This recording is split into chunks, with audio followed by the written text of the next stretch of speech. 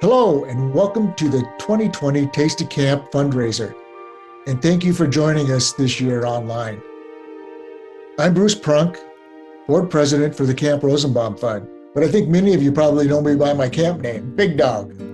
I've been involved with camp since 1983. I was a brand new second lieutenant when I first met Brigadier General Fred Rosenbaum. He invited me to come down to his camp, and I had no idea what that was, but when a Brigadier General encourages a second lieutenant, well, you know how that goes. So I did a little research and found out that Fred started a camp down on the Oregon coast in 1970. And he did it as a way to serve low-income children from the Portland metropolitan area.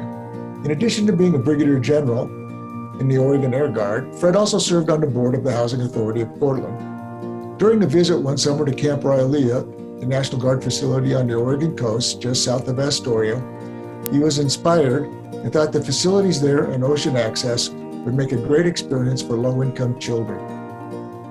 Fred was resilient, insistent, and persuasive. And if you knew him well, being Fred, he eventually convinced Governor Tom McCall and the Oregon Adjutant General to sign on to an idea that would eventually change the lives of thousands of young people. Since 1970, we have held 49 camps at the Oregon coast. Each year, we work with a variety of partners to include housing authorities across Oregon and Southwest Washington to recruit about 175 campers for a week at Camp Rosenbaum. All of our campers come from low-income housing, and most have not been to an overnight camp before. For their families, the expense of sending them to a typical overnight camp with this kind of experience would simply be beyond their means. But we're able to provide this 1 week overnight camp experience at absolutely no cost to the families through your generous support. We gather them up, we take them down there, we warmly greet them as they get off the buses, and they're in for a fun week of building sandcastles, arts and crafts, leather, science, and they're just generally meeting new people and learning new things. They also get to do horseback riding, they get to have an outdoor camping experience. We try to give them things that they're just not going to be able to get at home. There is no other camp like ours anywhere in the United States, and it's all because of the unique partnerships we've built over the last 50 years. Our lead partners include the Oregon National Guard, Home Forward, and the Portland Police Bureau, but we also work with a variety of other agencies, including the Oregon State Police, the Civil Air Patrol, and we also have a very large group of volunteers that come down every week just for the kids. Well, with Fred's incredible inspiration, we've been able to add several new programs in addition to Camp Rosenbaum. We've added a second summer camp known as the Rosenbaum Portland Police Bureau Summer Youth Camp. We run that over in East Portland. We host up to 400 young people a year. It's a day camp, not an overnight camp, but we're able to serve a lot more people, a lot more kids at that camp.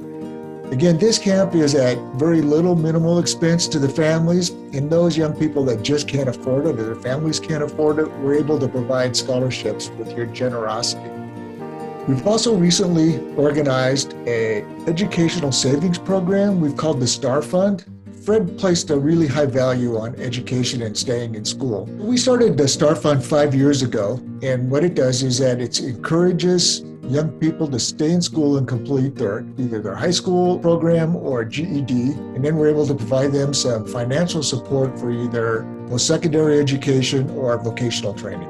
I'm very proud of the work that we've done, and it was really with a heavy heart this year that we had to make the decision to not have camp. But we did that for, both the safety and health of both our staff and also the campers that would come down. And so by canceling camp, though, we left a lot of low-income families and kids in kind of a lurch without anything to do this summer.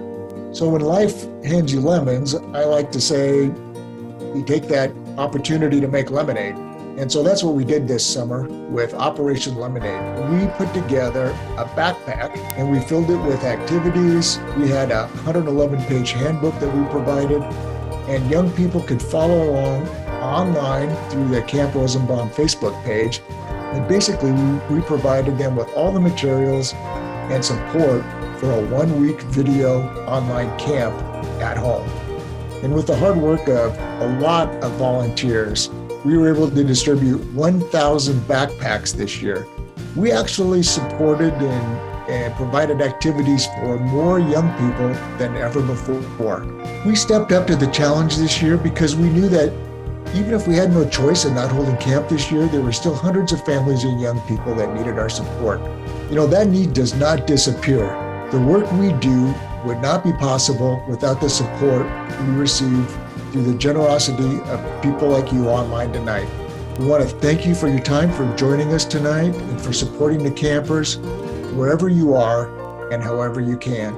As we say down at camp, it's all about the kids.